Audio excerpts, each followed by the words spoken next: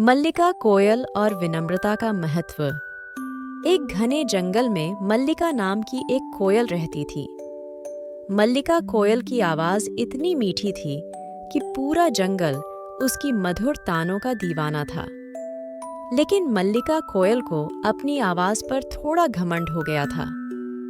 वह सोचती थी कि उसके गाने से ही जंगल सुंदर है।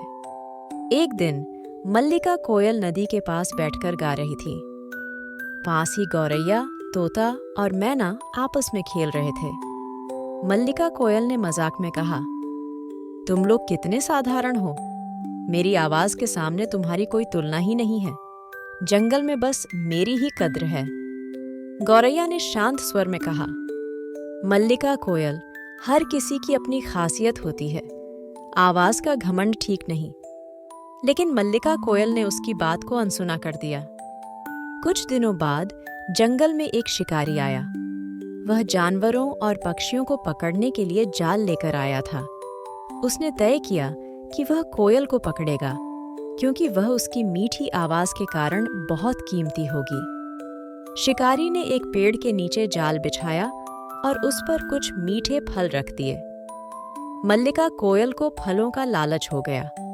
उसने सोचा, मैं इतनी चतुर हूं, मैं शिकारी के जाल में फंसने वाली नहीं हूं।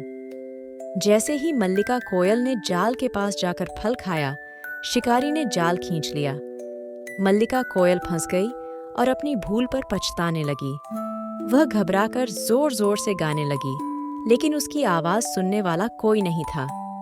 गौरैया, तोता और मैना ने मल्लिका कोयल की आवाज सुनी और तुरंत उसकी मदद के लिए आए। गौरैया ने शिकारी का ध्यान भटकाने के लिए इधर उधर उड़ान भरी। तोते ने जाल को चोंच से काटना शुरू किया और मैना ने मल्लिका कोयल को हिम्मत दी। कुछ देर बाद मल्लिका कोयल जाल से आजाद हो गई। मल्लिका कोयल को अपनी गलती का एहसास हुआ। उसने अपने दोस्तों से माफी मांगी और कहा, मैंने अपनी आवाज का घमंड किया और तुम्हें कम आंका। लेकिन आज तुमने दिखा दिया कि असली खूबसूरती दिल में होती है, न कि केवल दिखावे या आवाज में।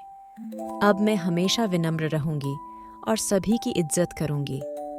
उस दिन के बाद मल्लिका कोयल ने अपनी आवाज का इस्तेमाल जंगल में खुशी फैलाने के लिए किया। अब वह अपने गाने से सबका मनोरंजन करती, लेकिन बिना घमंड के। यह कहानी हमें सिखाती है कि किसी भी विशेषता का घमंड नहीं करना चाहिए। असली सुंदरता विनम्रता और दूसरों की मदद करने में है।